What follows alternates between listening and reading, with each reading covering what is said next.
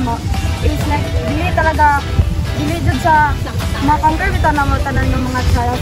Like jud sa life na mo is kinahanglan ko nato mag-outlag sa inyo ni sa Jesus Christ para makat na to ang mga payat niya ni panghatag.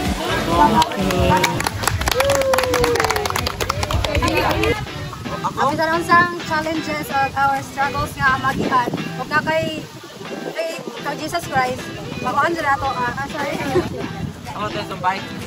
Kuhan ka nang, o kung ikaw ba tayo sa usa ka group, kinahanglan ako kag patient o trust sa Ginoo kay o kung magkuhan nito ka na masayop mo kauban eh, kung may mas stress dapat patient ka o dili bitaw ka na dali mamadan o pagdaom, dili payagan niya nga kuhan na di ba hanggang dili madaog eh na sibiyat si Ate Shaki na yan. Akong kauban kay kuhan pagtalay na kontra kay hapit na mabot sa village natin naundang na din sila dapat dili on tayo nato dapat kaya na gyapon ka dapat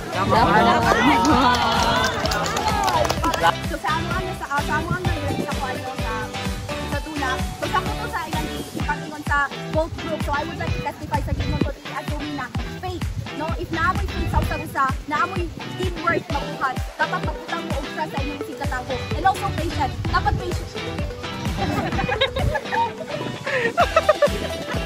sorry na dapat also din ako ni Carlo na patient ka so patient sa ato ang mga kauban so I would like to share also na saying na faith without work is death so if naalam siya kang faith lahat ay word ug actions mabuhat if na ako isalid na to tanan sa atong langit amahan ug also isalid na to sa ato ang isip practice na Then after this na, makita natin sa Book of Mormon 2:5. wow Oh Lord, I have trusted in thee, and I will trust in thee forever. I will not put my trust in the arm of flesh, for I know the curse in he that putteth his trust in the arm of flesh. Yea, curse in he that putteth his trust in man or naked flesh. So, may makita niya rin na dapat magkanatag trust niya, dayon. Then, kanina verse kay nagtuturo sa ito nga dapat ikaw anak ka ng itlak. Sabi ko sa Ginoo, support ka sa usa bahalag. Ay, kanam itong pag-support bitaw kay kinasing-klasing na pinastig dapat. Then,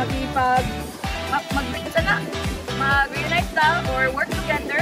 And also, if magkanatag saling niya, after anak kay great things ang maapag sa imo or blessings.